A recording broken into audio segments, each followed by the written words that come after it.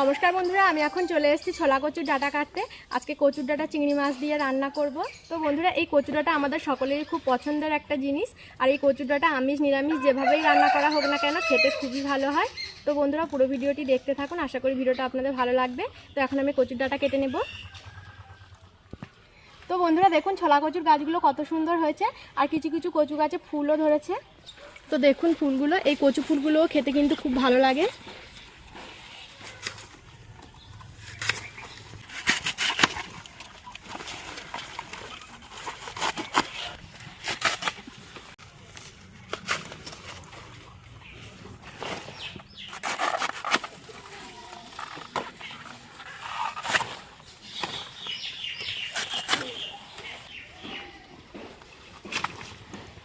তো বন্ধুরা, অনেকগুলোই কচুর ডাঁটা কেটে নিয়েছি। এবার এই কচুর পাতাগুলো একটু ছিটে বাদ দিয়ে দেবো।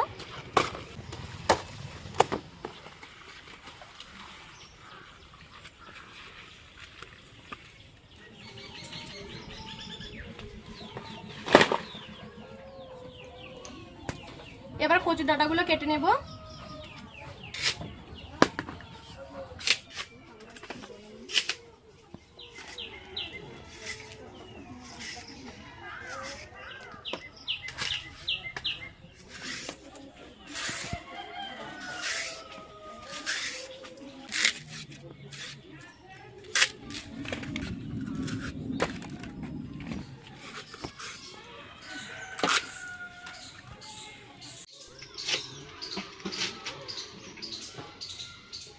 তো বন্ধুরা, কচুর ডাঁটা কেটে ভালো করে ধুয়ে নিয়েছি। এবার এই কচুর ডাঁটাগুলো সেদ্ধ করে নিতে হবে।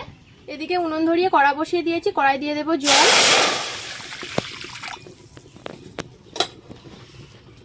লবণ।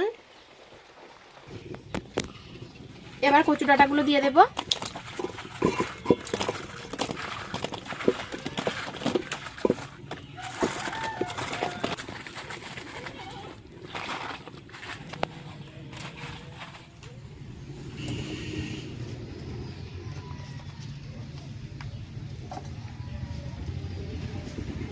এবারে ঢাকা দিয়ে কচুর ডাঁটাগুলো ভালো করে সেদ্ধ করে নেব।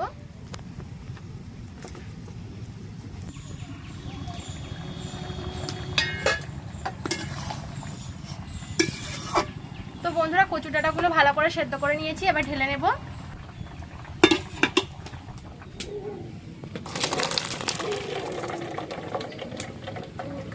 কড়াই দিয়ে দেব তেল। এবার আগে থেকে কেটে রাখা হলুদ লবণ মাখানো চিংড়ি মাছগুলো ভেজে নেব।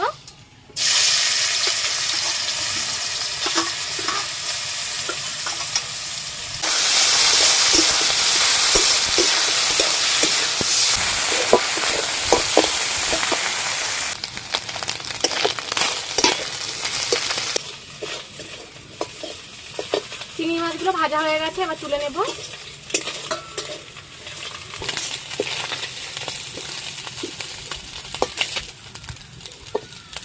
কড়াই দিয়ে দেবো আবার একটু তেল। ফোড়নে দিয়ে দেবো একটা তেজপাতা, দুটো শুকনো লঙ্কা, 5 ফোড়ন।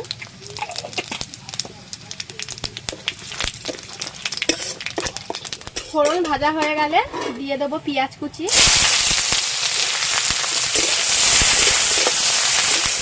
এবার দিয়ে দেবো 5-6 কোয়া থেতো করা রসুন, দিয়ে দেবো কটা কাঁচা লঙ্কা চেরা।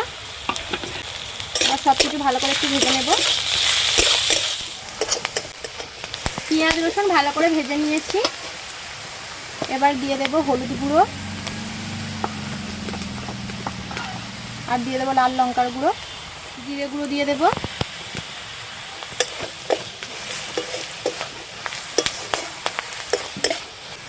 এবার এর মধ্যে দিয়ে দেবো সেদ্ধ করে রাখা কচুর ডাঁটা।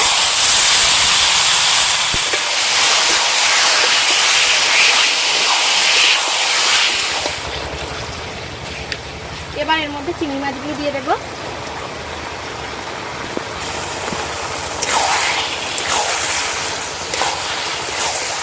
দিয়ে দেবো লবণ আর চিনি।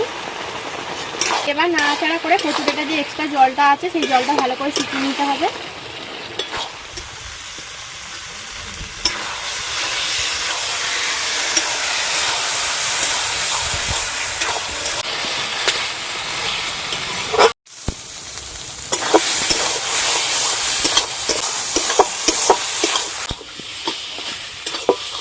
কচুর ডাঁটা নাড়াচাড়া করে শুকনো শুকনো করে নিয়েছি, এবারে নামিয়ে নেব।